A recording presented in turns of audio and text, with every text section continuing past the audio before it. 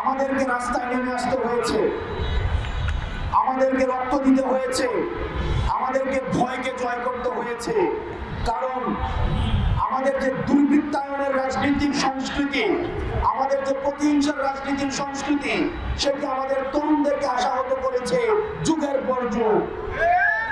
আমরা জনকল্যাণমূলক রাষ্ট্র করতে পারি নাই, আমরা রাষ্ট্রের মধ্যে নাগরিক হয়ে উঠতে পারি নাই। আমাদের অতীতের যে রাজনৈতিক যেই কাঠামো রয়েছে, সেই রাজনৈতিক কাঠামো আমাদেরকে নাগরিক অধিকার থেকে আমাদেরকে ইতিহাসের স্তরে স্তরে বঞ্চিত করেছে। এই তরুণ প্রজন্ম বঞ্চিত হয়েছে। আমাদের এই বঞ্চিতের খুব থেকে আমাদের দ্রোহের আগুনে, আমরা এই দ্রোহ দিয়ে আমরা ফ্যাসিবাদ মুক্ত বাংলাদেশ করেছি। আমরা স্পষ্টভাবে বলতে চাই, আমাদের পরবর্তী বাংলাদেশ বিনির্মিত হবে। আমাদের অতীতের যে রাজনীতি, আমাদের যে রাজনৈতিক যারা করেছে এত বছর ধরে, তাদের অভিজ্ঞতা এবং তরুণ প্রজন্মের যে ভয়হীন যে মনোভাব, দুইটার সংমিশ্রণে।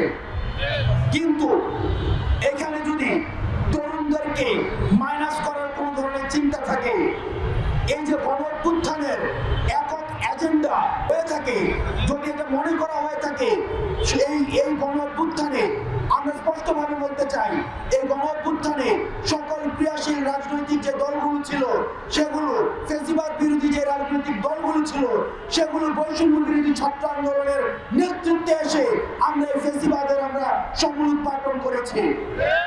আমরা আমাদের জায়গা থেকে স্পষ্ট করতে চাই, আমরা বারবার বলছি, আওয়ামী লীগের প্রশ্নে সর্বপ্রথম যে বিষয়টি আসবে সেটি হচ্ছে আওয়ামী লীগের আগে বিচার হতে হবে। সুতরাং যেসব দক্ষজীবী, যেসব মিডিয়া পাড়া, যেসব বিশ্ববিদ্যালয়ের শিক্ষক, যেসব বুদ্ধিজীবী এখন আওয়ামী লীগের মানবাধিকারের জন্য তারা সরব হয়েছেন, আপনারা এই ফ্যাসিবাদকে, এই ফ্যাসিবাদের তেল নুন ঘি খেয়ে আপনারা এতদিন পর্যন্ত আপনারা এই ফ্যাসিবাদকে পৃষ্ঠপোষকতা দিয়েছেন। সুতরাং আপনারা ফ্যাসিবাদের পক্ষে যে কলমগুলি এখন আমার লিখবে, আমরা সেই কলমগুলিকে আমরা ভেঙে দিব। ফ্যাসিবাদের পক্ষে যেসব মিডিয়া কথা বলবে, আমরা সেই মিডিয়ার বিপক্ষে আমাদের অবস্থান আমাদের অব্যাহত থাকবে। ফ্যাসিবাদের পক্ষে যেসব মগজ আবার তাদের চিন্তা প্রসূত করবে, আমরা সেসব চিন্তার বিপক্ষে আমাদের শক্ত অবস্থান থাকবে।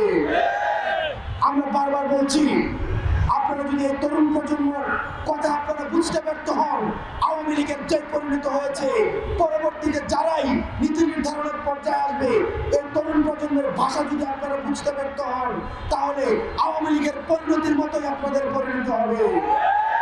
সুতরাং ফ্যাসিবাদ বিরোধী প্রত্যেকটি রাজনৈতিক দলের এবং বৈষম্য বিরোধী ছাত্র আন্দোলন এবং ফ্যাসিবাদ বিরোধী যেসব মনস্তাত্ত্বিক যে ধরনের আমাদের চিন্তা রয়েছে, সবগুলি সংমিশ্রণে আমাদের পরবর্তী বাংলাদেশ বিনির্মাণ করতে হবে এবং এই প্রত্যেকটি জিনিসের লিখিত দালিলিক স্বীকৃতি আমাদের এই প্রক্লেমেশনের মধ্য দিয়ে দিতে হবে। আমরা 15 তারিখ পর্যন্ত আমাদের আলটিমেটাম ছিল, আজকে 14 তারিখ, আজকে গণসংযোগের পরে আমরা 15 তারিখ পর্যন্ত সরকারকে সময় দিয়েছি। এই অন্তর্বর্তীকালীন সরকার কমিটমেন্ট দিয়েছে আমাদেরকে রাজনৈতিক ঐক্যমত্যের ভিত্তিতে আমাদের এই প্রক্লেমেশন অফ রেগুলেশন সেটিকে স্টেট থেকে এন্ডোর্স করবেন। অত্যন্ত দুঃখজনক বিষয় হচ্ছে, এখনো পর্যন্ত আমরা কোনো দৃশ্যমান কোনো পদক্ষেপ আমরা দেখি নাই। আমরা যাদেরকে উপদেষ্টা বানিয়েছি, আমাদের প্রতিনিধি হয়ে যেসব উপদেষ্টা সরকার দিয়েছে, আমরা আপনাদেরকে বলতে চাই, আপনারা আমাদের প্রতিনিধিত্ব করছেন। আপনারা যদি কোনো কারণে মনে করেন যে আপনারা প্রক্লেমেশন দিতে এবং জন আকাঙ্ক্ষার প্রতিফলন ঘটাতে আপনাদের রাষ্ট্রীয় কোনো বাধা রয়েছে, সেটি আপনারা জনগণের সামনে প্রকাশ করুন।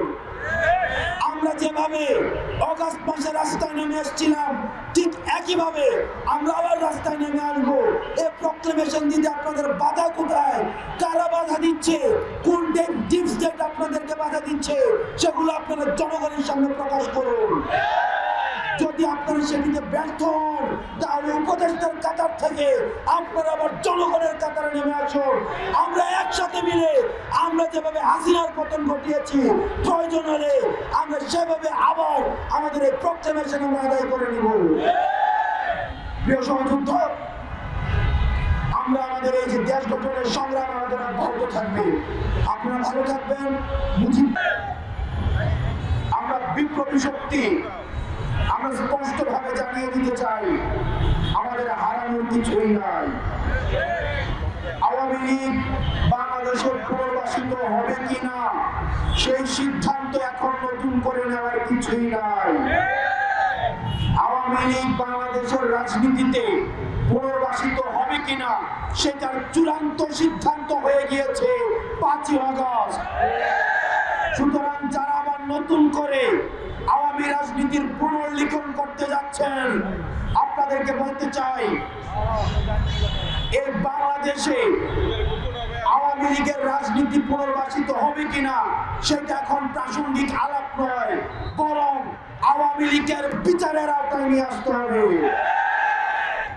তাদের বিচার নিশ্চিত না হওয়া পর্যন্ত আবার যারা তাদেরকে পুনর্বাসনের কথা বলবে, তাদের উপস্থিতি ছাড়া যারা বলতে চাইবে যে নির্বাচন পার্টিসিপেটরি হবে না, আমরা ধরে নিব গত 16 বছর ধরে আওয়ামী লীগ যে জাহিলিয়াতের রাজনীতি বাংলাদেশে কায়েম করেছিল সেখানে তাদেরও ইন্ধন ছিল।